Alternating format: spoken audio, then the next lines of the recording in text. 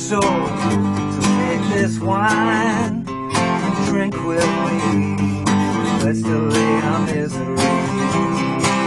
Say tonight, about the break of dawn, come tomorrow. No, I'll be gone. Say tonight, about the break of dawn, come tomorrow. No, I'll be gone.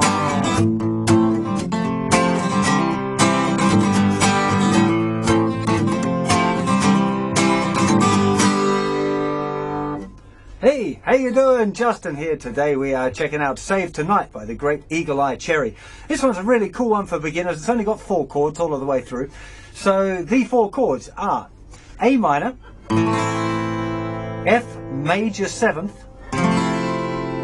C, and G. Now A minor, I'm guessing you're probably familiar with, pretty kind of a standard chord. The way that the F major 7 is played in this song is it's really got a C bass note, so we're not playing anything on the thicker string. A lot of people bring their thumb over just to touch that thicker string to mute it.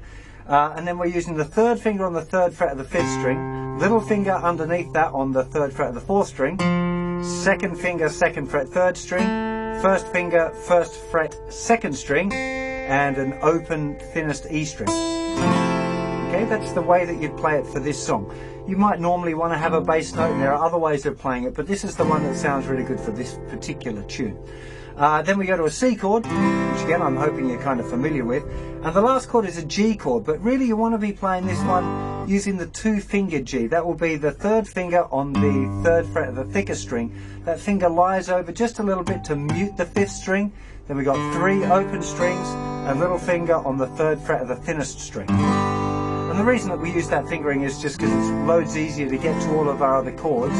If we went to a regular G, we'd have to kind of lift all the fingers off and get to the G, and it's difficult to get back to the A minor. This way, all of the kind of grips are in one place, and you don't have to move your hand around too much. So the first step that you want to do is get used to, it's 2 beats on each chord. So it'll be A minor, F major 7, C, to G. And it repeats that for the whole song.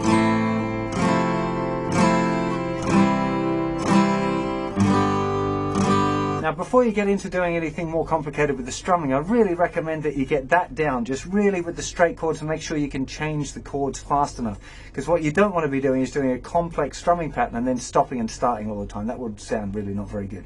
So get that basic sequence with a really easy strumming down first. If you want a kind of a slightly more difficult strumming pattern but still not the same as the record version, I just put an upstroke after beat 3. So you'd be going down, down, down, up, down.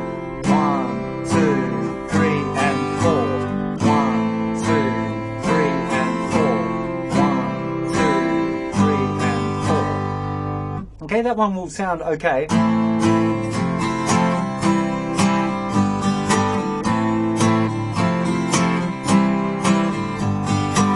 It's not quite exactly like the record, you know, the original version. But let's have a look at that, because it's quite an interesting little strumming pattern, that.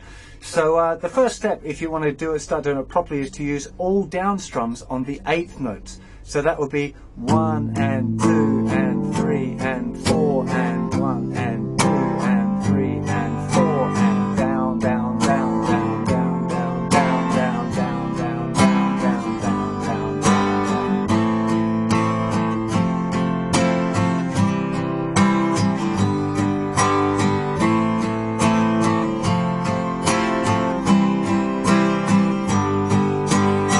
That's really important that you get your hand used to that kind of motion, because remember, the big deal with strumming is that it doesn't stop moving, and that's the way that your hand's going to be moving the whole time, but we'd add in some up strums as well.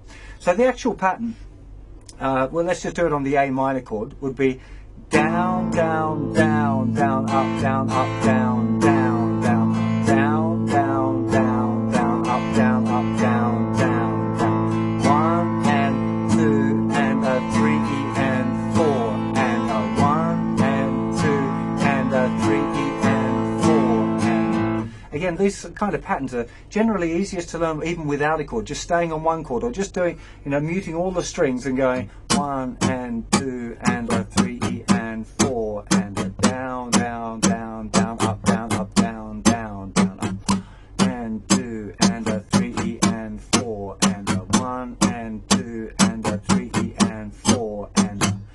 and as soon as we add that strumming pattern in,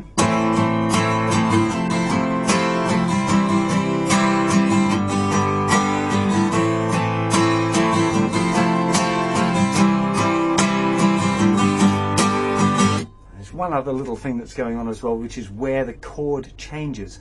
So in the first one, from the A minor to the F major 7, we're actually kind of changing the chord on an up strum. So we've got down, down, down, down, up, down, up, down. It's this up after beat 3. So 1 and 2 and a 3 and 4 and a 1 and 2 and a 3 and 4 and a 1 and a 3 and 4 and a 1 and 2 and a 3 and 4 and... Okay, let's add another layer of difficulty in. Now, to get it really sounding just right, what we want to be doing is touching the outside part of our hand there lightly down on the strings on the beat. You end up with this 1 and 2 and a 3 and 4 and a 1 and 2 and a 3 and 4 and a 1 and 2 and a 3 and 4 and a 1, 2 and a 3 and 4.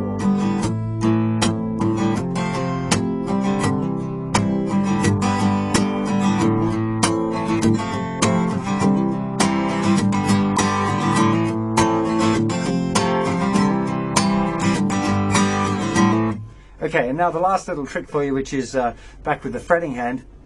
On the A minor, if you want to get it just right, there's a little hammer onto the chord. So I'm leaving my first finger down, but I'm hammering fingers 2 and 3 just after the first strum.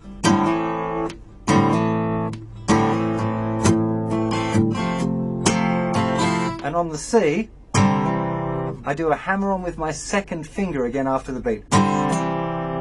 Okay, so second finger starts off and hammers on down.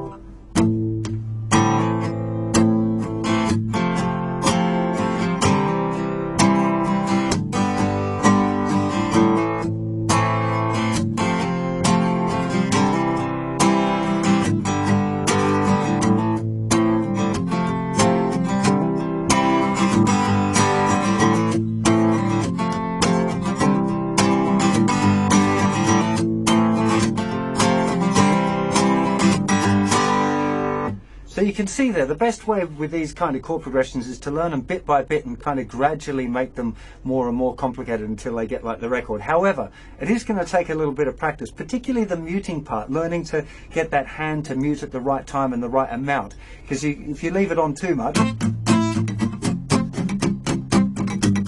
just doesn't sound right. So you've got to figure out how it is that you're going to put it on and off. And the only way to do that really is practice and listen to the original recording and trying to get your guitar to sound like it.